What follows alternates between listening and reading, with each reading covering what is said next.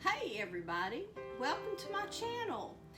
For those of y'all that haven't been here before, welcome.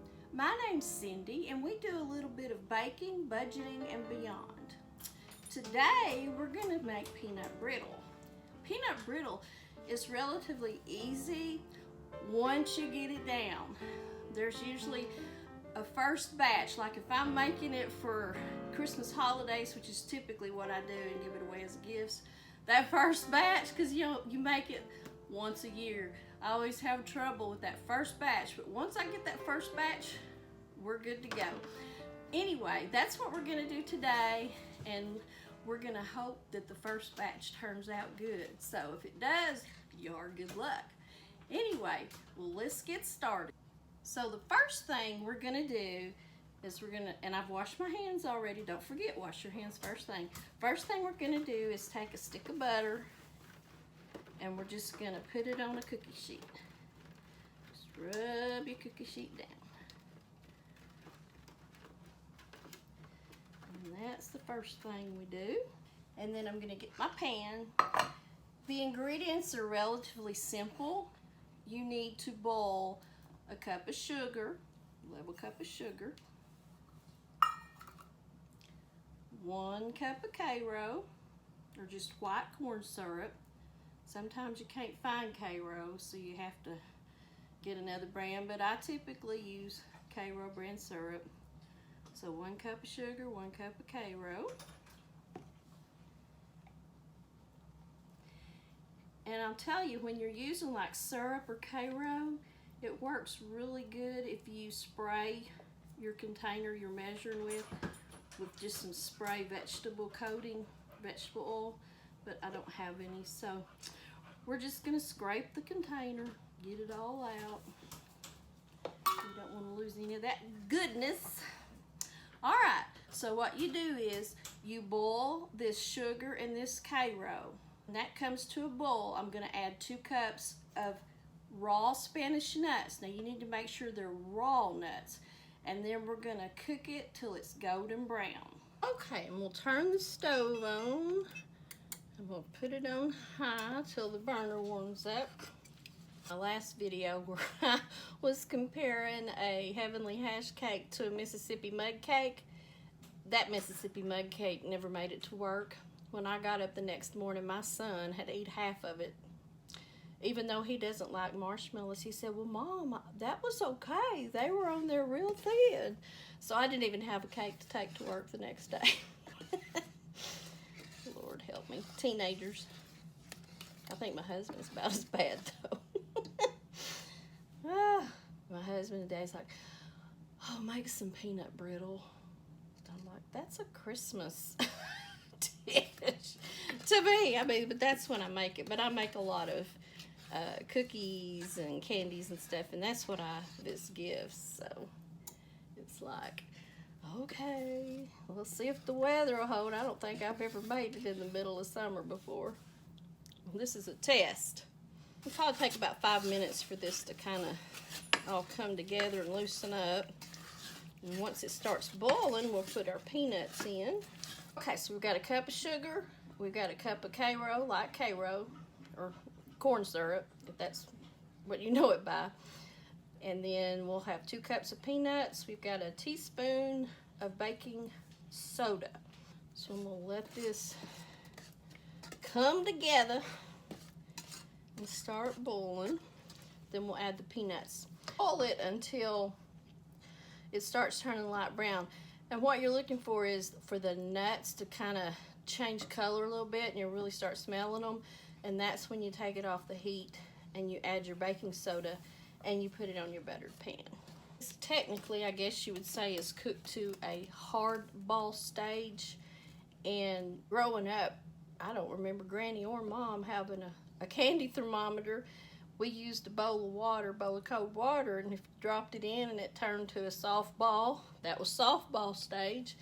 And if you dropped it in and it turned hard, that was hard ball stage, or hard ball stage. I don't know why I can't say that today. Hard ball stage. Anyway, all right, so it's starting to really get combined now. So let that come to a boil. This is actually a recipe from someone that had a furniture refinishing place next to my dad's shoe repair shop when I was growing up as a kid. And he actually taught my mom how to cane the bottom of chairs. And he would do the wood refinishing, and she would do the caning, which is a skill not many people have, but she really enjoyed doing it.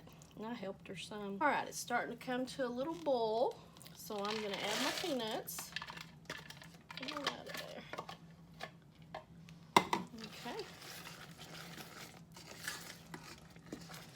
I'm just gonna stir this every once in a while. Just watch, you just have to kind of get a nose for it and watch it too, because when you start smelling the nuts and they smell like they're cooking, that's about when it's time for them to come off. I think it'll probably take about 10 minutes. We'll see. It's one of those things though, it's a recipe where once you cook it, if you cook it very often or consistently at all, you will recognize the smell. I mean, it's really funny. And I know I say that about cakes, but maybe I've just got a sensitive nose. I don't know. Turn it every once in a while.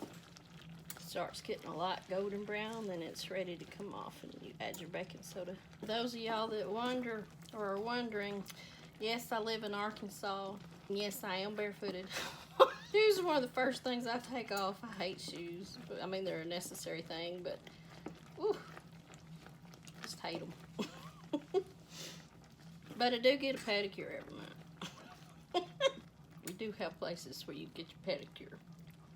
We actually just live about 15 minutes outside of Little Rock, the way I drive. Now, somebody else, it might be more like 20 or 25. Now, I'll give you an option. If you just really like some good peanut brittle, but you're not up to task, make peanut brittle from scratch, or you just don't want to mess with it.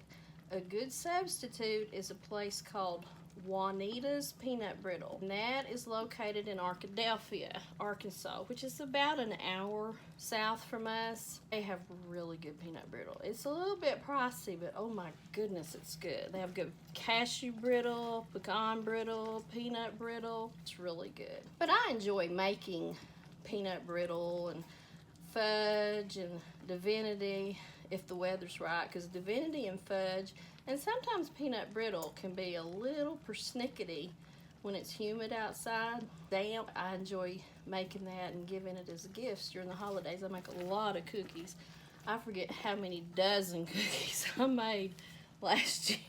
I typically make them and give them to like, I work at the hospital here, so give them to like the housekeeping staff and the kitchen staff. I feel like they're the departments that kind of get forgotten, you know. It's just my way of saying thank you to them for what they do and that they are appreciated.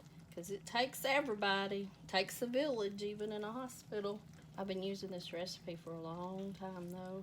Because I guess, let's see, I wasn't driving yet, so I must have been about 14, 15 when Dad had his shoe repair shop. That's several years ago. Alright, see, the peanuts are starting to change color a little bit. They're getting a little bit darker. Starting to smell them. So we're almost there. Been almost 10 minutes. I think one more minute we'll be about ready. It's been 10 minutes. Okay, I'm going to take it off the heat. Put in my baking soda, turn the burner off, stir it up real quick.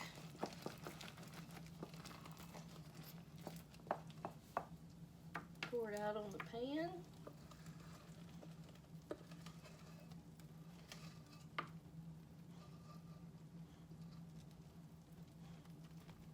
Let it settle down. About 10 minutes, and then I took it off the heat, added the baking soda, which was 1 teaspoon, and now we'll let this set. It sets. People sit, things set, so we'll let it set, and then after it cools and sets up, we'll come back. Okay, y'all, I think it has cooled off, so we can break it and see how it is. Just break it into pieces. Like I said, put it in an airtight bag. Keep them fresh. Ooh, don't that look good. It smells good too.